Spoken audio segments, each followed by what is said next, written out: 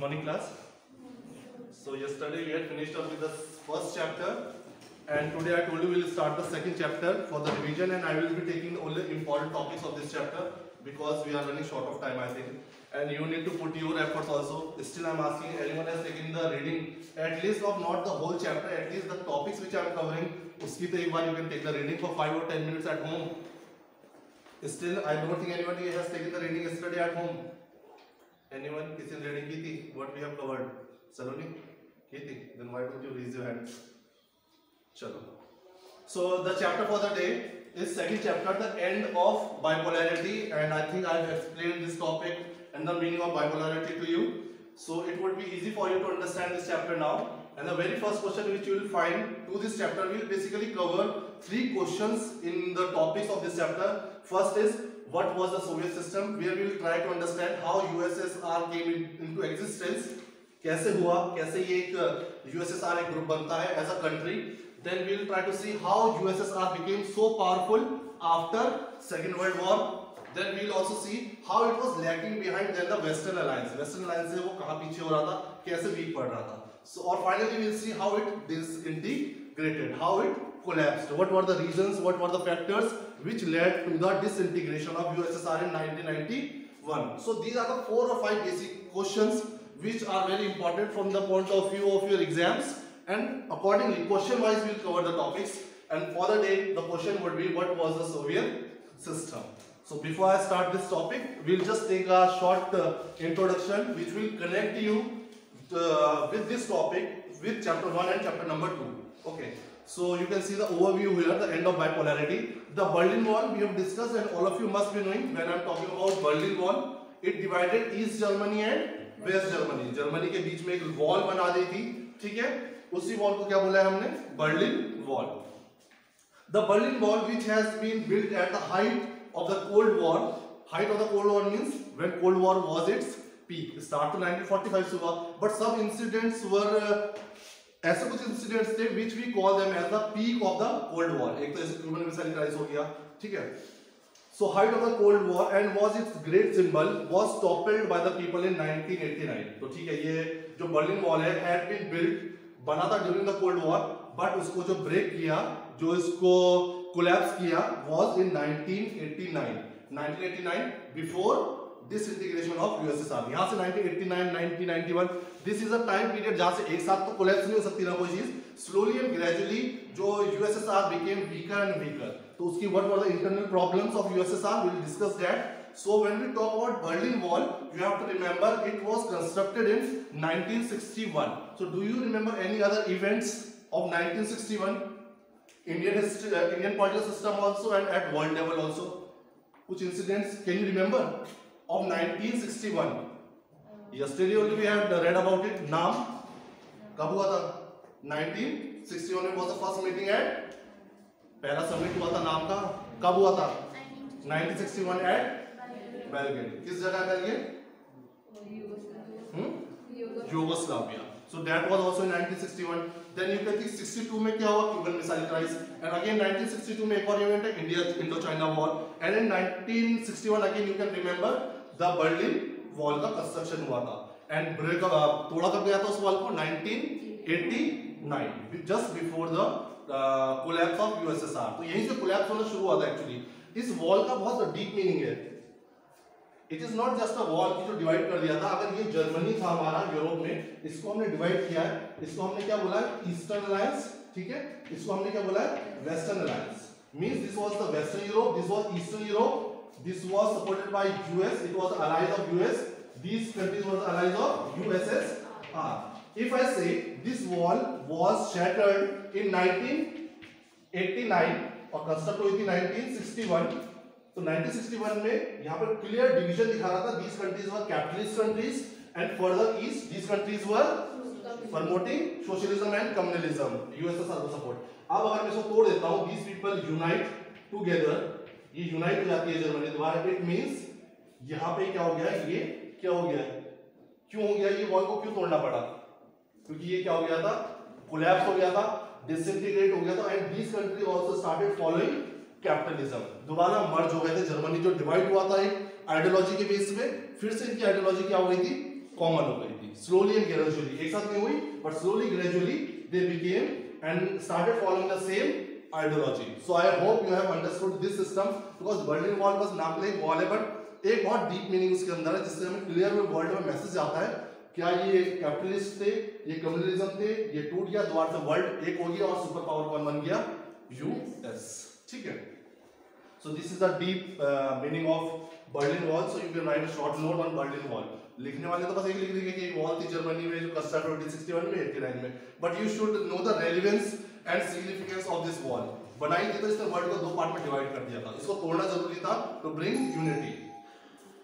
Okay, so I'm reading it again. The Berlin Wall, which had been built at the height of the Cold War and was its greatest symbol, was toppled and is broken by the people in 1989. This dramatic event was followed by the equally dramatic and historic chain of events that led to collapse of Second World. After this event, collapse of Berlin Wall, वहाँ पे एक series of events शुरू हो गए which led to the collapse of Second World. Means if I'm talking collapse of Second World means I'm talking about USSR or the West Eastern Alliance. तो इसी event से शुरू होता है कोलैप्स होना. यहाँ पे लोग रियलाइज करते हैं it is important to break this wall, जो एक डिफरेंशिएट करता है between capitalism and communalism and people. Basically USSR में जो लोग थे उनके अंदर ये थिंकिंग आ गई थी, they had lost faith on communalism and socialism. They wanted to be a part of capitalism. They wanted their republics or their government to act like a capitalist country. They wanted freedom, democracy, representation in the government. They want personal what do we say, private properties. इस type की activities वो भी चाहते थे. They wanted a liberal democracy जो कहाँ चलती थी, कैपिटलिस्ट कंट्रीज में चलती थी. यहाँ पे बहुत डोमिनेंट टाइप ऑफ गवर्नमेंट होती थी, ऑर्थोटेरिटन होती थी, कंट्रोल रखती थी, बहुत डोमिनेंस रहता था. So they wanted to be like capitalist countries. इसी वजह से इस ब्रेक चेन को तोड़ा गया. And after this there started a series of events.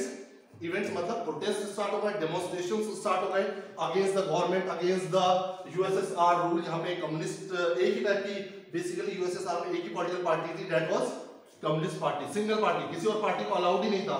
तो डेमोक्रेसी, तभी तो हमें डेमोक्रेसी की रिक्वायरमेंट होती है कि where we get the representation. अगर हमें कोई पार्टी अच्छा नहीं काम कर रही है, we will vote for the other party. That party has other ideology, those have other ideologies. तो हमारे पास ऑप्शंस होते हैं. बट यूएसएसआर में there was a single political party, that was communist party. किसी और पॉलिटिकल पार्टी को वहां पे होना अलाउड ही नहीं था, अलाउड ही नहीं करते थे, इतना ज्यादा डोमिनेंस था. तो यहाँ पे लोगों ने धीरे धीरे प्रोटेस्ट करना शुरू किया, जिसकी वजह से क्या हो गया, यूएसएसआर का कोलैप्स हुआ, डिसइंटीग्रेशन हुआ. वो तो हम क्या डिटेल में पढ़ेंगे, अभी जनरली बता रहा हूँ. इसके बाद क्या होती है हमारे series of events which led to the end of the second world और the end of the cold war. जब भी हम सेकंड वर्ल्ड का एंड बोले, डिसइंटीग्रेशन ऑफ यूएसएसआर बोले या एंड ऑफ कोल्ड वॉर बोले, it means one and the same thing. क्योंकि कोल्ड वॉर खत्म ही किसके साथ हुआ, जब हमारा यूएसएसआर डिसइंटीग्रेट हो गया या कोलैप्स हो गया. Germany divided after the second world war was unified. जो जर्मनी डिवाइड हुआ था आफ्टर सेकंड वर्ल्ड वॉर, ये कब बनी थी, वॉर 1961, मतलब सेकंड वर्ल्ड वॉर के बाद का ही टाइम पीरियड है 1961. ठीक है, तो इसको क्या कर दिया था, यूनिफाइड. जर्मनी फिर से एक साथ मर्ज हो गया था. वन आफ्टर अनदर द एक के बाद एक. टोटल कितने मेंबर्स थे यूएसएसआर में, 14 प्लस रशिया, 15 मेंबर्स थे. तो one after another, the 8 East European countries that were part of the Soviet bloc repressed their communist government in the response of mass demonstration. Now each after the other country, they saw that replacements हो रहे थे. The communist government were being replaced by the capitalist system. It means जब अगर system change हो रहे हैं government के, it means USSR slowly क्या हो रहा था, कोलैप्स होता जा रहा था. ठीक है, टाइटैनिक देखिए ना, शिप कैसे एक साथ घुस जाती है पानी के अंदर, स्लोली एंड ग्रेजुअली वो कोलैप्स हो रही थी. इन द सेम वे उसको भी आप इमेजिन कर सकते हो, किसको, यूएसएसआर को, स्लोली एंड ग्रेजुअली वो पानी में डूबता जा रहा था. बिकॉज उसके एक एक मेंबर्स क्या था, एक एक जो रिपब्लिक्स थे, 15 मेंबर थे, 40 मेंबर्स थे, दे वर कन्वर्टिंग देम और changing, transforming their type of government into capitalist type of government, जो पहले क्या थी, कम्युनिज्म थी. सो स्लोली एंड ग्रेजुअली ये कोलैप्स हो रहा था. The Soviet Union stood by as the Cold War began to end. Soviet stood by means अटक गया एक जगह पे. As by the Cold War began to end, not by military means, but by the result of the mass action by ordinary men. So they are saying here, collapse हुआ जो USSR का, that was not any military action, किसी के attack की वजह से, किसी के डोमिनेंस की वजह से नहीं हुआ था कि किसी ने उनकी टेरिटरी पे आके उनको कैप्चर कर लिया, उनको ओवररूल कर लिया, उनको ओवरपावर कर लिया, but this collapse, this disintegration of USSR was just because of its own citizens, because citizens were not satisfied, they were not happy with the type of functioning of the government that was communist governments. So they wanted a liberal democracy, they wanted freedom of speech and expression. So these were some of the needs and desires of the citizens of USSR which they wanted, which was not possible if they were the part of USSR as a communist nation. एक country थी पूरी USSR, सबसे बड़ी world में उस time पे, but communalism था जिसकी वजह से उनके सिटीजन्स क्या थे, सेटिस्फाइड नहीं थे, जो उनके ड्रीम्स, गोल्स, डिजायर्स थे लाइफ में, they were not able to fulfil them. पहले तो ये था कम्युनिकेशंस थोड़े वीक थे, बट जैसे ही कम्युनिकेशंस इंक्रीज होने लगे, उन्हें पता लगने लगा कि वेस्टर्न वर्ल्ड में यूएस अलायंस और जो ये यूरोप वाला पार्ट है जो यूएस के साथ था, वहां पर लाइफ स्टाइल कैसा है लोगों का, so they wanted to copy that into their own country. इसी वजह से लोगों के बीच में थोड़ा फ्रस्ट्रेशंस आए, दे वर अनसैटिस्फाइड। पहले तो जो चीजें फॉलो कर रहे थे उन्हें लगता था हर जगह ऐसा ही होता था, बट स्लोली कम्युनिकेशन जैसे इंक्रीज हुआ, लोगों ने ट्रैवल करना शुरू किया। एक टाइम पीरियड था ट्रैवलिंग भी बहुत कम थी, ठीक है, कम्युनिकेशन ट्रांसपोर्ट सिस्टम इतना अच्छा नहीं था, बट स्लोली जैसे कि डेवलपमेंट होते गए टेक्नोलॉजी में, people new more and more about the world, किस किस टाइप के कॉन्टिनेंट्स है, किस टाइप की आइडियोलॉजीज है, किस टाइप की गवर्नमेंट्स है। सो यहाँ पर एस्पिरेशन, डिजायर लोगों की बढ़ती गई, उसकी वजह से दे स्टार्टेड प्रोटेस्टिंग। तो यूएसएसआर का कोई मिलिट्री एक्शन नहीं था कि उनको कोलैप्स कर दिया गया या उनका डिसइंटीग्रेशन हुआ, it was just because of its own citizens. When we talk about citizens, मतलब उसके जो 14-15 जो भी मेंबर्स हैं वो सारे सिटीजंस, इंक्लूडिंग रशिया, उन सबने प्रोटेस्ट किया, डेमोन्स्ट्रेशंस किए। तभी लिखा है Soviet Union stood by as the cold war began to end, not by military means but by as the result of mass action. Mass means सारे लोग जब एक तरह की आइडियोलॉजी को सोचते हैं, सबका यही सोचना था। Mass action by ordinary man and women, eventually the Soviet union itself disintegrated, slowly and gradually. इस जब लोग ही उसके सपोर्ट में नहीं रहे तो वो धीरे धीरे डिसइंटीग्रेट हो गया। डिसइंटीग्रेट का मतलब क्या हो गया, वो कंट्रीज क्या हो गई, अलग अलग हो गई और कौन सी आइडियोलॉजीज को फॉलो करने लगी, कैपिटलिज्म। पहले तो यूएसआर को हम एज अ होल मानते थे, अगर ये मान लेते 14 पार्ट्स में डिवाइड था, फॉर एग्जांपल इसको हम एज अ होल क्या कहते थे, यूएसएसआर एज अ कंट्री हम इसको मानते थे, बट नाउ इससे ये वाला पार्ट निकल के अलग हो गया, फिर ये वाला पार्ट निकल गया, फिर ये वाली कंट्री अलग हो गई, सो अलग हो गए, कोलैप्स। ऐसा नहीं है कि ये कंट्रीज एग्जिस्ट नहीं करती हैं, as a whole USSR exist नहीं करता है, बट इंडिविजुअली जो इसके रिपब्लिक्स हैं दे एग्जिस्ट। और इसका सबसे पावरफुल कौन सा था, रशिया था, रशिया था इसका सबसे पावरफुल, वो भी एग्जिस्ट करता है आज, ठीक है। Eventually the Soviet Union itself disintegrated. In this chapter we discuss the meaning, the cause and the consequences and disintegration of the second world. So basically in this chapter आपको हल्का सा इंट्रोडक्शन, एक idea दे दिया है, what are the things we are going to study in this chapter, the meaning, the factors which led to the disintegration of USSR. We also discuss what happened to the parts of the world after the collapse of communist regimes. दुनिया में और जगहों पे क्या हो रहा था जब कम्युनिस्ट जो ये रीजन था, कम्युनलिज्म था यूएसएसआर का, ये कोलैप्स हुआ, and how India, as I told you, after in this book, after every topic we relate that topic with India. So here also in the at last we'll relate here that how India relates to these countries now. जो communist countries थी, इनकी जो individual republics हैं, how are the relations of India with these countries. India का क्या idea है about now these countries which were collapsed during this period and they followed the capitalism now. तो हम इसको समझेंगे इंडिया का क्या रिलेशन है। You can read this side also. Berlin wall के बारे में लिखा है, in 1 mark or 2 marks you can find this information important for you. The Berlin Wall symbolized the division between the capitalists and the communists. It was a symbol. This wall was like a symbol to show the differentiation between the Western world and the Eastern world, which followed capitalism and the other followed communism. तो ये symbol की तरह था. Built in 1961 to separate East Berlin and West Berlin. East Berlin and west Berlin मतलब Germany की जगह है Berlin, उसको ईस्ट वेस्ट मतलब जर्मनी को ही ईस्ट वेस्ट में डिवाइड किया। दिस मोर देन 150 किलोमीटर्स, ये भी इंपॉर्टेंट है आपके लिए। ये वॉल का जो आप लेंथ देखेंगे तो it is around 150 kilometres long wall, stood for 28 years. 1961 से 1989 तक, फॉर 28 years तक ये वॉर रही, and was finally broken by the people on 9th November 1989. This mark the unification of two parts of Germany. जब ये war break होती है इसका मतलब यूनिफिकेशन, मतलब साथ में जर्मनी जुड़ गया. Okay, and beginning of the end of the communist bloc. इसके टूटते ही जो कम्युनिस्ट ब्लॉक था, जो यूएसएसआर था, उसका कोलैप्स और उसका डिसइंटीग्रेशन इवेंट्स स्टार्ट हो गए थे. सो दिस इज इंपॉर्टेंट, पढ़ लेना. उसमें if there is a short for Berlin wall या बर्लिन वॉल से रिलेटेड कुछ आता है सोवियत यूनियन का, so you can write this all information. बोरो एनसीईआरटी की each and every line is really very important for you all. एक बार इसका फर्स्ट का ओवरव्यू रीडिंग ले लो आप लोग.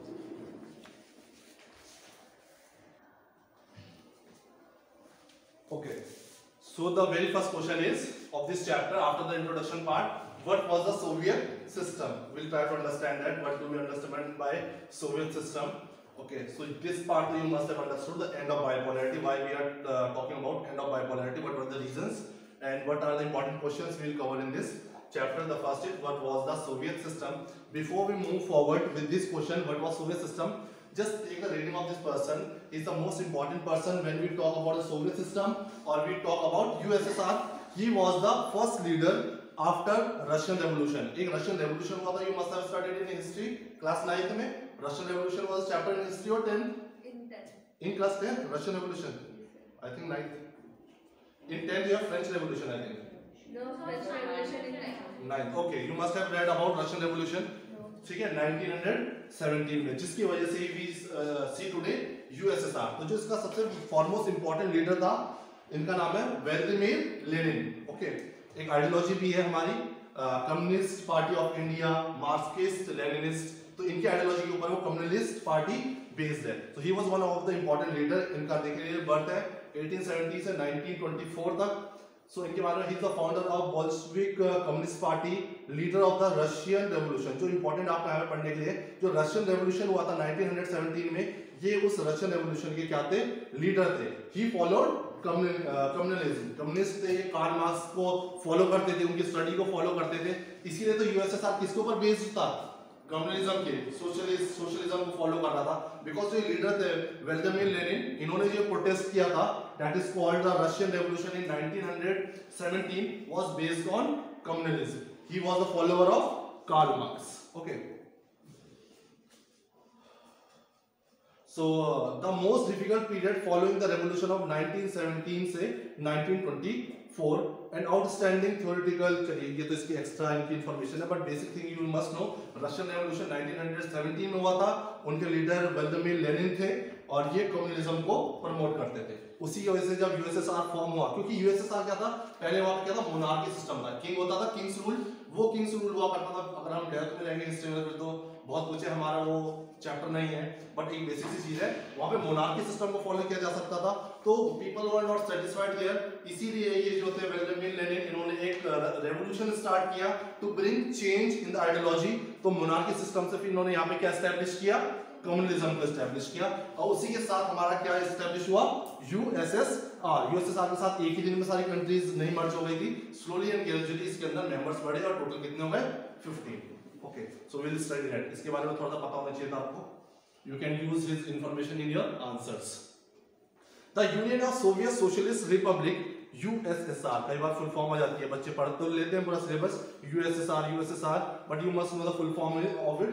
It was a union. Union word क्यों कर रहे हैं, क्योंकि 15 मेंबर्स एक साथ जुड़े हुए हैं. ठीक है, the Union of Soviet Socialist Republics came into being after the socialist revolution in Russia in 1917. 1917 में ये रेवोल्यूशन हुआ, उसके बाद एस्टैब्लिश होता है हमारा क्या, USSR, based on the ideology of communalism.